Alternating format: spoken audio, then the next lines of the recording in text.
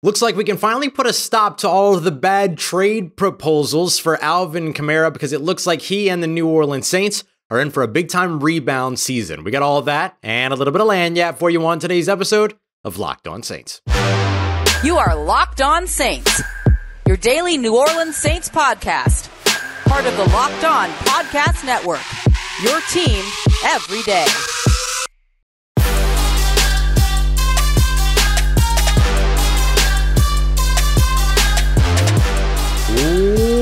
What is good, Who Dat Nation and Who Dat family? I am your host, Ross Jackson, New Orleans native, your New Orleans Saints expert, credentialed media member covering those New Orleans Saints as a senior writer and reporter over at Saint News Network. And on today's episode, we're going to take a look at the defensive tackle class absolutely tackling the combine. The edge rushers impressing as well could both be in the cards for the New Orleans Saints in the NFL draft this year. And we're going to start off the show with a look at maybe an underrated need on the offensive side, as well as the big time potential bounce back season in line for star running back Alvin Kamara. We appreciate you very much for being an everydayer here on the Locked On Saints podcast. And I thank you as always for making us your first listen of the day every day here on the Locked On Podcast Network, your team every day. Today's episode is brought to you by our friends at FanDuel. It's the best time to make every moment more because right now new customers can get $150 in bonus bets by simply winning any $5 bet. Head over to FanDuel.com/lockedon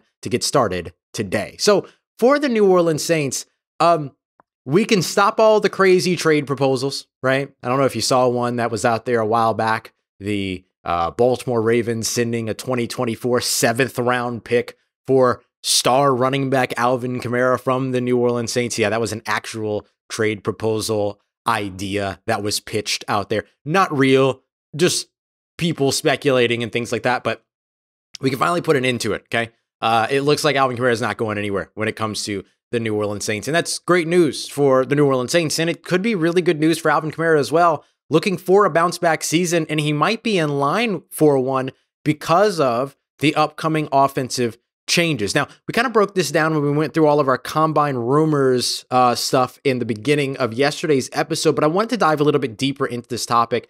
By the way, if you want more of those combine rumors, yesterday's episode got a ton for you. But there's three things that I think that impacted Alvin Kamara and having sort of this subpar season, below expectation season in 2023, however it is that you want to phrase it.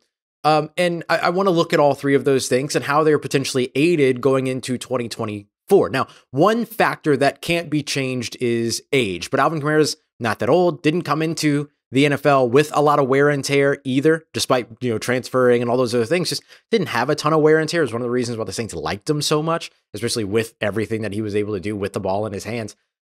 So that's one factor that will remain to be seen. Age will always be a factor, particularly at the running back position. But when you see Alvin Kamara out there making plays, he's clearly making those plays. So I'm not super concerned about that right now, but obviously you never know when you're going to have that nosedive in production when it comes to age in the NFL. So that's one thing that we won't be able to see get better in 2024. We don't even know what to expect in 2024. But here are the three things that I think will get better in 2024 that Alvin Kamara had to deal with last year that he won't have to deal with this year. First of which, suspension, right? 3-game suspension. That probably didn't help. Maybe had his legs feeling a little bit more fresh down the road, but he wasn't able to kind of get in there and really get into that system. We saw how long it took everybody, the offense, to really kind of get into gear all throughout the year. Now imagine doing that, but starting 3 games behind everybody else. I think that that's a big thing. So being able to get started, not only week 1, but during training camp and everything, especially with it being out on the West Coast this year, you're going to get a lot of opportunity to really dive into what that new system is going to be. So I think that that's one. Number 2 for me is yards after contact. The New Orleans Saints are so used, and New Orleans Saints fans are so used to seeing Alvin Kamara, kind of go do all the balance acts and like go limp when somebody hits him so that he just bounces off of him, stays on his feet, things like that. We didn't see a ton of that in 2023 because he kind of was taken down on first contact quite a bit. It was really a thing for the New Orleans Saints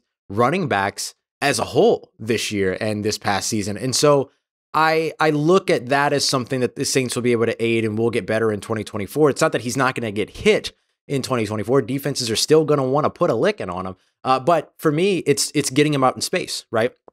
It's the ability to be able to run that outside zone a little bit more and get him outside the tackles, get him going up against smaller tacklers and things like that, corners, safeties, even linebackers to an extent. But when you're running him between the tackles and he's constantly running into interior defensive linemen, probably not going to have as much production as when he was out in space all the time and able to kind of make all of those things work. So I think that is a big piece that will be solved inherently with the system that Klint Kubiak is going to bring in. And then number 3 was that he wasn't much of a receiving threat from the perspective of the big play.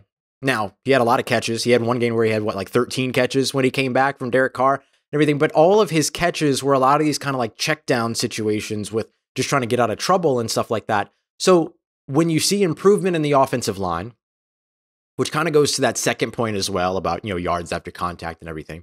When you see an offensive system that will maybe scheme him up a little bit differently, get the angle routes back into the offense, get the Texas routes, angle routes back into the offense, get the option routes back to the offense, get the screen passes back into the offense, that will give him the opportunity to really be able to have an impact as a receiver, which then benefits him as a runner because kind of keeps you from having to load the box so much or being able to load the box so much if you're a defense going up against him, because you have to be worried about all the things that he can do outside of that box in the passing game and everything like that. So you're not just going to keenly focus in on the run game, predictability, things like that, the 2nd and 10 runs, all those pieces, all those things. I think that everything about that will be aided quite a bit by this new system. So whether you're looking at that suspension and lack of time and inability to be able to get up to speed with where that offense was. I know he didn't need to learn the offense in 2023, but he had to figure out where that offense was and how it was running differently with Derek Carr and a new quarterback there.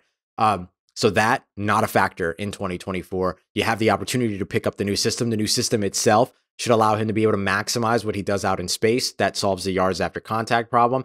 And then being a better option or being utilized a lot better in the passing game will benefit his ability to be able to be impactful in the run game as well, especially as he gets going and gets those 20, 25 touches, not all of them coming from running the ball. Instead, him being a threat in the passing game as well, keeping those defenses back on their heels. I think all 3 of those things will help a ton for Alvin Kamara to have what should be a bounce back season, or let's say could be a bounce back season in 2024. Before we take a look at the NFL Combine here and the edge rushers that are impressing already, I want to take a look at a potentially underrated need for the New Orleans Saints, especially with sort of what we're hearing here in Indianapolis about, the scuttlebutt around Michael Thomas and whether or not he's going to be back and all those other things. It seems that the expectation is that he won't be. That's been our expectation here on the show for quite a while. You and I have talked about this a ton over the course of the past year, pretty much. But with that, it leaves a big question mark for the New Orleans Saints about a possession receiver. Where do they find that guy? Is it A.T. Perry? There's a chance for sure. But do you also want to go out there because you got Chris Olave, who's going to be going into his 3rd season, Rashid Shaheed going into his 3rd season, A.T. Perry going into his 2nd season? Is there an opportunity to go out there and get a veteran with some experience like a Tyler Boyd? I don't think the Saints are going to be big players in day 1 of free agency. And so we know like T. Higgins, for instance, is probably going to be a tag and trade situation if he gets moved at all of those types of things. I don't think the Saints are going to be able to get in on that. But if you can find somebody that's also that big bodied possession type receiver in free agency, that's a veteran, that's got NFL experience and that can kind of help the young guys, I think there's value in that. Doesn't mean you have to go and get a 37-year-old wide receiver, but if you can find a 28, 29-year-old guy that can come in and kind of be that presence for you, I think there's validity in that. And then I think you can double dip back at either, maybe not possession receiver, but certainly back at receiver in the draft to try to find that sort of like all-around guy that you can do a whole bunch of stuff with in this fun and should be, entertaining Klint Kubiak offensive system. So I just wanted to quickly get that in there too, because I do think that's something that we're going to be watching with free agency, 2 weeks away now? Wow. Like we're already here. That's crazy. That's just nuts. But I'll tell you what we are. We're here in Indianapolis at the NFL Combine, and the edge rushers are already impressing. And if you ask me, the New Orleans Saints need to go and get one of these guys in the draft because this class is special. Let's break it down. We got that coming up for you next as we continue on with today's episode of Locked On Saints, part of Locked On Podcast Network, your team every day.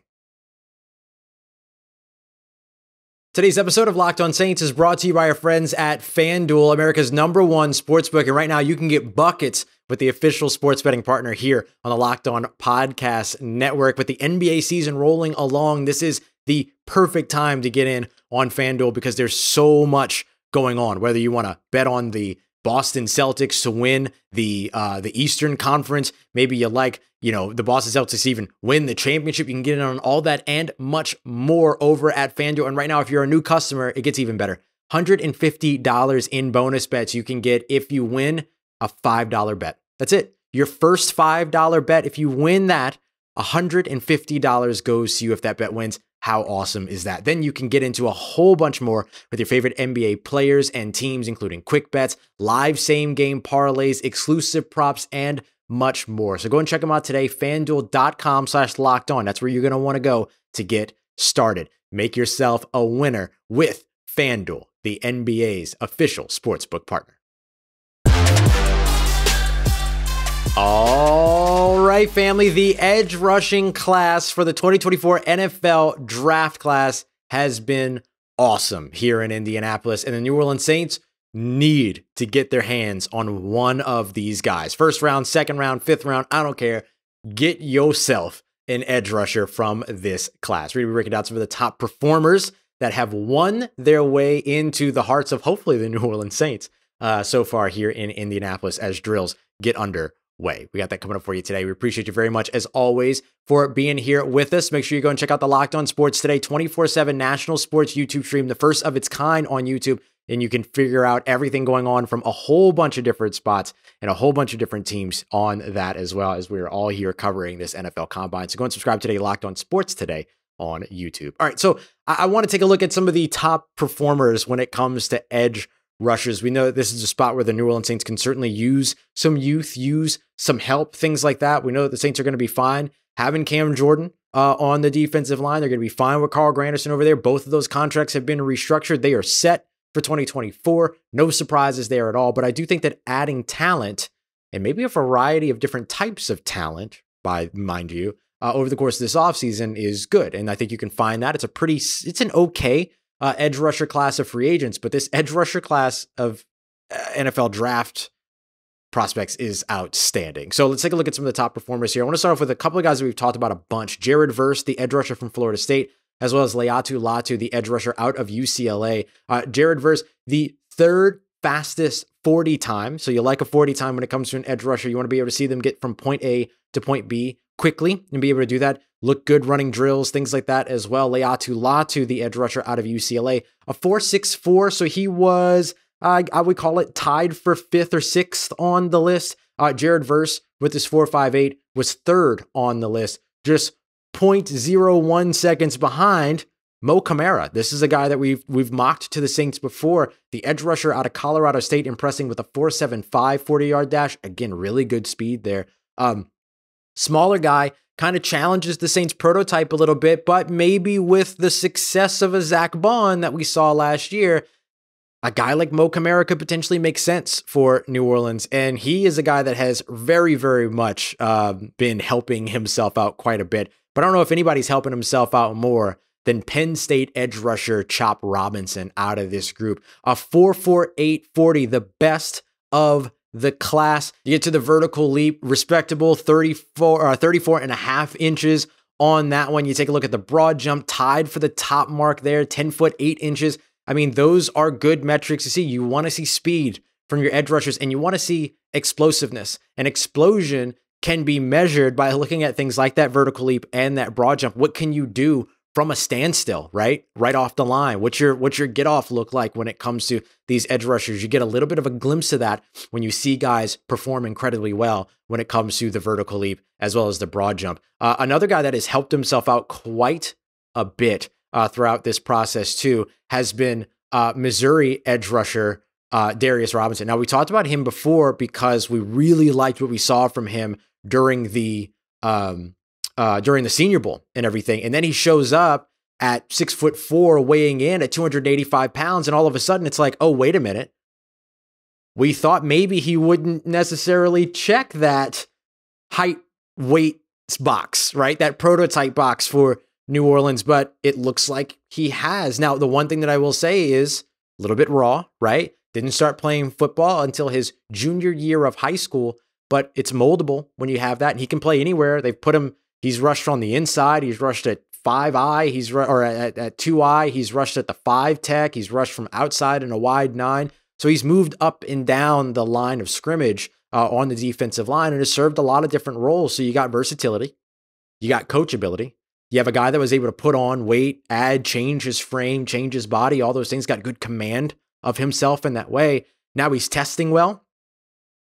I mean, my goodness, like what else you got there, Darius? Like, you're having a really, really good combine here. What else do you have to show for it? So I think he could be a guy that maybe ends up sneaking into the first round when he was a guy that I thought maybe might sneak up into the second. But with the way that he's performed so far, the way that he's interviewed and what we're hearing about him in terms of how much teams really like him, a guy like Darius Robinson could absolutely be in play in that first round, whether it be for the New Orleans Saints or for anyone else for that matter, right? That might be in the market for that edge rusher.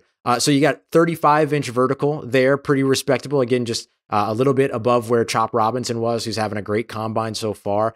He added to that a 4.95 40-yard dash, so a little bit slower than you probably like, but a pretty solid split on that. And then a 9'3" vertical jump, moved really well in terms of, the drills, the on-field drills and things like that too, beyond the workout. So he's got good production. He's got good size. He's testing well. He's not hurting himself with his testing, interviewing incredibly well, and then showing up at that size. Like, that's just, no pun intended, but that's huge for this guy. So another one that I would absolutely keep an eye out on all throughout, the rest of the draft process as well. I can't imagine the New Orleans Saints not potentially getting in that sort of Darius Robinson game. Like, I would be shocked if he's not a top 30 visit for the team, especially knowing that they also got to see him at the Senior Bowl as well. So going to Jared Verse again, 4.5 840, like we talked about. He also had a 35-inch vertical and then that 10'7" broad jump, which was just 1 inch shy of the best, which was set by Chop Robinson and one other player. Really, really fantastic numbers there for him. And that's kind of what we expected him to look like.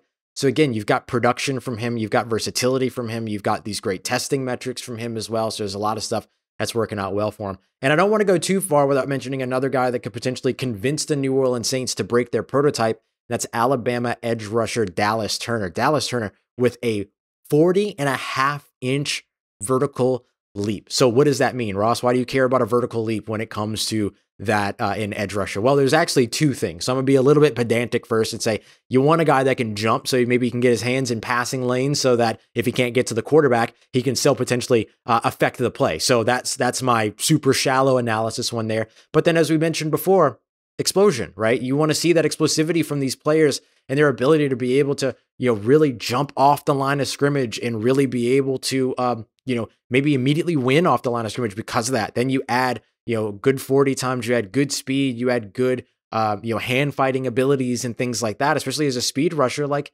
yeah, you love it. You love it a lot. And that's really, really good stuff for the young edge rusher out of Alabama who, look, could be a first round pick for the New Orleans Saints at 14 if they're willing to challenge their prototype a little bit and maybe do something a little bit out of the ordinary. And if you want to do something out of the ordinary, you have to be drafting somebody that is extraordinary, right? That's extraordinary. And I think Dallas Turner is starting to show and prove all of those things too, especially if he, handled well at the interviews and did all these other things. He talked a lot about wanting to be, kind of Micah Parsons-ish and all that too. Like, it's a good player to model yourself after in terms of on-field play. I know he had a lot of stuff coming out of college. I'm not trying to pacify that, but in terms of what it was that you're wanting to get in terms of production on the field, if that's the guy that Dallas Turner wants to model himself after, fantastic.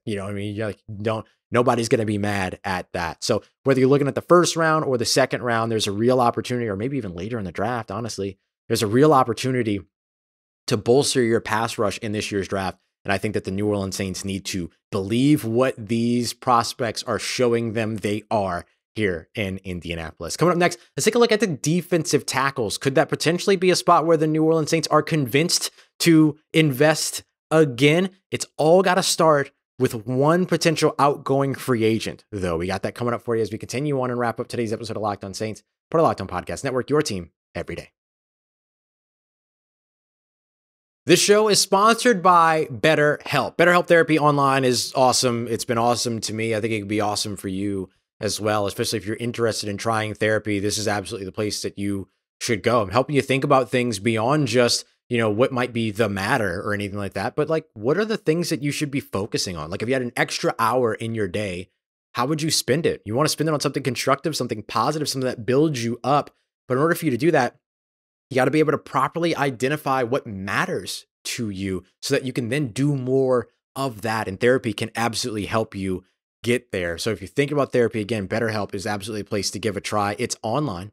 It's designed to be convenient, to be flexible, and to be suited to your schedule because of all that as well. Just fill out a brief questionnaire. They'll get you matched up with somebody, a licensed therapist to help you out. And if you ever need to change, no additional cost to you. So it's time to learn how to make time for the things that make you happy with BetterHelp. Visit BetterHelp.com/lockedon for 10% off of your first month. That's BetterHelp, HELP.com/lockedon. Let's get it, Who Dat Nation. If the New Orleans Saints want to help bolster their defensive line, they could reach back in and try to further address the defensive interior. However, that's all going to be hinging on one potential outgoing free agent, Malcolm Roach. Appreciate you very much as always being here. Don't forget, we are your team every day. Yeah, we're going to have Saturday and Sunday episodes this week, keeping you up to date with everything going on at the Combine in terms of Combine testing, metrics, all that good stuff. We'll continue to do, these players that shined, all that good stuff. So we got all that coming up for you here. We're not going anywhere over the course of this weekend. Appreciate you very much for being here. So with the New Orleans Saints likely looking to address the trenches on both sides of the football at some point this offseason, right? Whether it be free agency or the draft, defensive tackle makes some sense. They got good production out of guys like Nathan Shepard and Colin Saunders and Brian Brzee, who had a great rookie season. But it feels like you could probably continue to add a little bit more to that, right? They were having to move guys inside, like Peyton Turner rushing from the inside. They had Tono Passenger rushing from the inside, who was awesome while doing that, by the way. I kind of hope that they keep moving him around the way that they do, the versatility and taking advantage of that. But they could potentially look to add some youth to the spot as well. But that might all come down to whether or not they re-sign Malcolm Roach. The place that I think that the New Orleans Saints defensive line needs even more help than their pass rush, believe it or not, is against the run. They were supposed to take a step forward there in 2023. They continued to not, right? Like they were still subpar. They were still below average when it came to defending the run. And losing Malcolm Roach was a big part of that. Malcolm Roach was one of the best run stoppers in the NFL, graded out by Pro Football Focus and others, until his injury. And so once that injury happened, it had a big time impact on their ability to be able to really stop the run. They lost a piece of their rotation. It really impacted the rest of the defensive line. So re-sign Malcolm Roach and you might be good. Like you might still want to add some guys to come in and compete and things like that, but you might have your 4 in that case, call it 4.5 with Tono Passenger. So the Saints could do that and then not necessarily even look to the draft when it comes to defensive tackles. But I'll tell you what, there's a couple of these guys that are really, really standing out. Now, the guy that I like the most in this class, and it's not just me, he's universally the top defensive tackle in this draft class, is Illinois defensive tackle Jason Newton. Now, I said watch out for him at the Combine. He's not participating in drills. That's my bad. But he was here yesterday or the day before yesterday. And that's why I saw him, because he was doing interviews. He was awesome on the podium, fantastic on the podium. And even if he doesn't participate in those drills coming off the injury and things like that, it's an opportunity still for him to be able to shine on that podium, show everybody who he is. I'm sure if he shined at the podium, he very likely shined in those interviews as well with teams.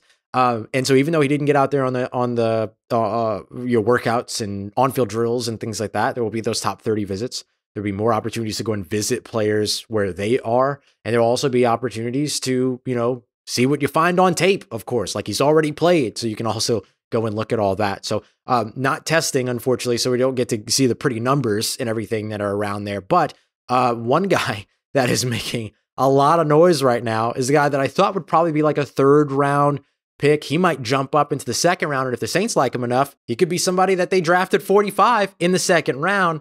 And that's Braden Fiske. Now, we've never talked about him on the show yet, but we will. Florida State defensive tackle. ran a 4.78 40-yard dash. They ain't supposed to move like that when you're that big. That's not supposed to happen. Everything. I saw him running. I thought he was moving. I thought he was a linebacker for a second. He was moving like that. But at 6'4", 292 pounds. Pretty good. Pretty good. Good production in college as well. Also a 33.5-inch vertical leap and a 9'9" broad jump. Guess what? Paced the class in each of the position class in each and every one of those drills. Just the flat out best performer of Thursday night, effectively, at the NFL Combine. And that's something that maybe moves you into some of those conversations as being guys that, or being somebody that, could potentially sneak up into the second round, be in play for the New Orleans Saints who are looking to rebuild the trenches and all those other things. Then you watch him during the bag drills and stuff like that, and he moves super fluidly, moves laterally really well. I mean, there's a lot to like. Lot to like there. Double dip at Florida State, anybody? Jared Verse in the first, and then Braden Fiske in the second.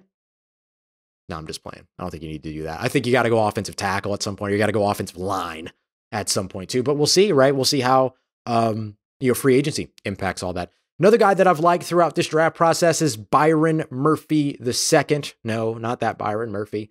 Byron Murphy out of Texas, the defensive tackle, 6 foot, 297 pounds. A little bit of a stockier build guy, kind of compare him to Colin Saunders in that way. But moves well, 4.87 40, 33-inch broad jump, 33-inch vertical jump. 33-inch broad jump would be bad. 33-inch vertical jump, and then a 9'3" broad jump. A lot of those numbers close to Braden Fiske. He wasn't far behind when it came to him. He was second when it came to the vertical. He was just barely sixth. I can't count. Sixth when it came to the broad jump.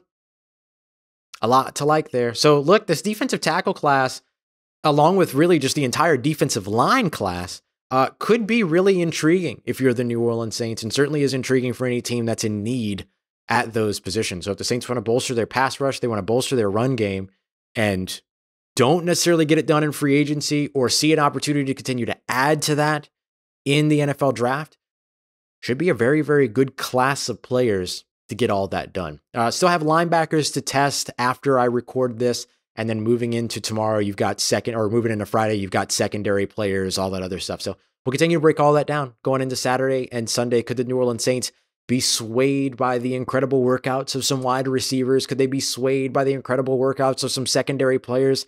It's a very defensive back-centric coaching staff in New Orleans. Maybe that could be on the way for them next. We appreciate you very much for making Locked On Saints your first listen of the day every day. Don't forget to go and check out Locked On Pels as well as Locked On LSU. Keep it locked here with Locked On Louisiana. We appreciate you very much for making Locked On Saints part of your day, part of your routine, for saying yes to me and the show. As always, if you see me, please say hi. And if you need anything else around your New Orleans Saints in between these episodes, make sure you follow me on your favorite social media at Ross Jackson, NOLA. Hit me up. Let me know how the family's doing. Let me know how you living. Let me know how you momming them. And trust you, that nation. I'll holla at you.